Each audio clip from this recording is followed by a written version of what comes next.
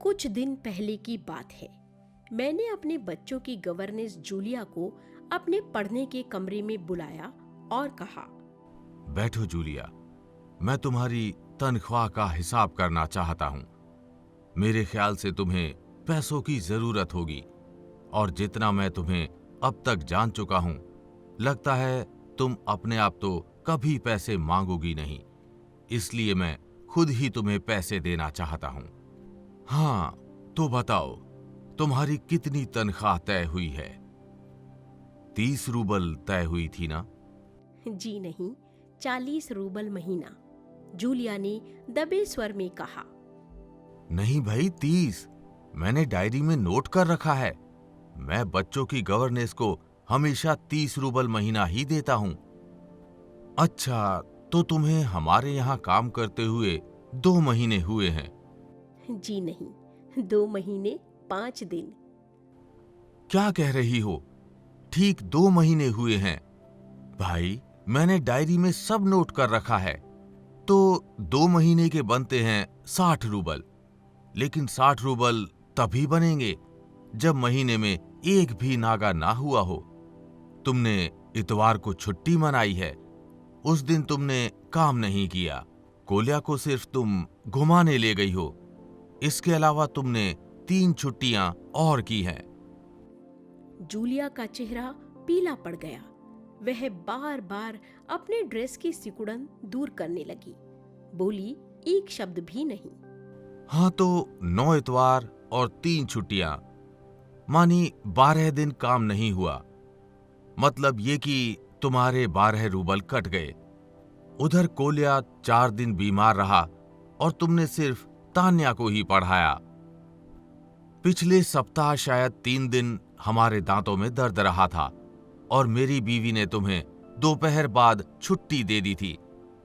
तो इस तरह तुम्हारे कितने नागा हो गए? 12 और 7 19, यानी 19 नागे। हाँ तो भाई, घटाओ 60 में से 19।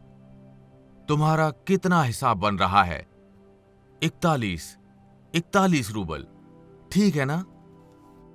जूलिया की आंखों से आंसू छलछला गए। उसने धीरे से खांसा।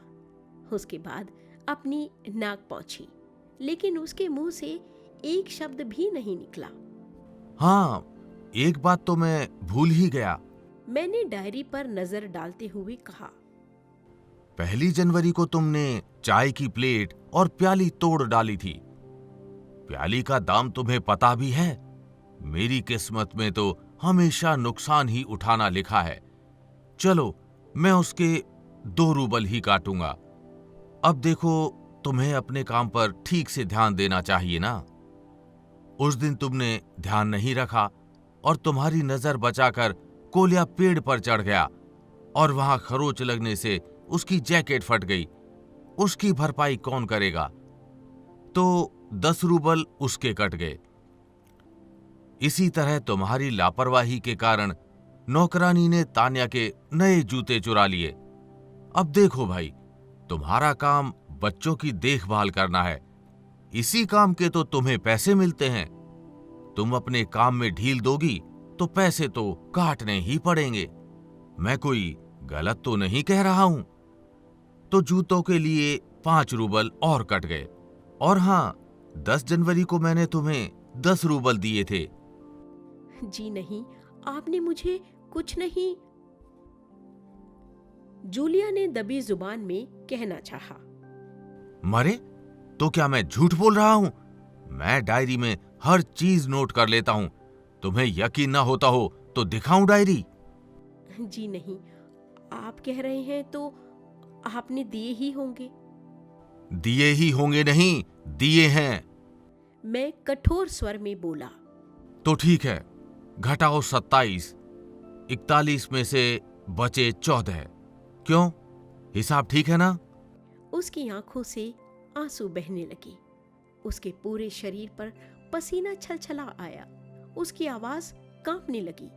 वह धीरे से बोली, मुझे अभी तक एक ही बार कुछ पैसे मिले थे और वे भी आपकी पत्नी ने दिए थे, सिर्फ 3 रूबल। ज्यादा नहीं। अच्छा, मैंने स्वर में आश्चर्य भरकर कहा। और इतनी बड़ी बात तुमने मुझे बताई भी नहीं, और न ही तुम्हारी मालकिन ने मुझे बताई। देखो, हो जाता ना अनर्थ। खैर, मैं इसे भी डायरी में नोट कर लेता हूं। हाँ, तो 14 में से 3 और घटा दो।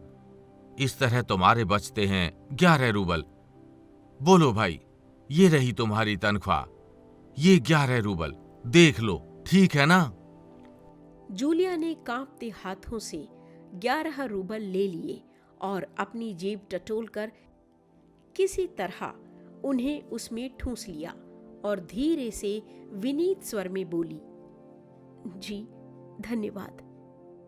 मैं गुस्से में आग बबूला होने लगा। कमरे में टहलते हुए मैंने क्रोधित स्वर में उससे कहा, धन्यवाद किस बात का? आपने मुझे पैसे दिए, इसके लिए धन्यवाद। अब मुझसे नहीं रहा गया। मैंने ऊंचे स्वर लगभग चिल्लाते हुए कहा, तुम मुझे धन्यवाद दे रही हो, जबकि तुम अच्छी तरह जानती हो कि मैंने तुम्हें ठग लिया है, तुम्हें धोखा दिया है, तुम्हारे पैसे हड़प कर तुम्हारे साथ अन्याय किया है। इसके बावजूद तुम मुझे धन्यवाद दे रही हो? जी हाँ, इससे पहले मैंने जहां जहां काम किया उन लोगों ने तो मुझे 1 पैसा तक नहीं दिया। आप कम से कम कुछ तो दे रहे हैं। उसने मेरे क्रोध पर ठंडे पानी का छींटा मारते हुए कहा, उन लोगों ने तुम्हें 1 पैसा भी नहीं दिया? जूलिया, मुझे ये बात सुनकर तनिक भी अचरज नहीं हो रहा है। मैंने कहा। फिर स्वर धीमा करके मैं बोला, जूलिया, मुझे इस बात के लिए माफ कर देना कि मैंने तुम्हारे साथ छोटा सा क्रूर मजाक किया, पर मैं तुम्हें सबक सिखाना चाहता था। देखो जूलिया, मैं तुम्हारा 1 पैसा भी नहीं मारूंगा। तुम्हारे 80 रूबल हैं, मैं अभी तुम्हें दूंगा, लेकिन उससे पहले मैं तुम्हें कुछ पूछना चाहता हूं। क्या जरूरी है कि इंसान भला कहलाए जाने के लिए इतना दब्बू, भीरू और बोदा बन जाए कि उसके साथ जो अन्याय हो रहा है उसका विरोध तक ना करे, बस चुपचाप सब सहता जाए? नहीं जूलिया, नहीं, इस तरह खामोश रहने से काम नहीं चलेगा। अपने अस्तित्व को बनाए रखने के लिए तुम्हें कठोर, निर्भय और हृदयहीन संसार से लड़ना होगा, पूरी ताकत के साथ।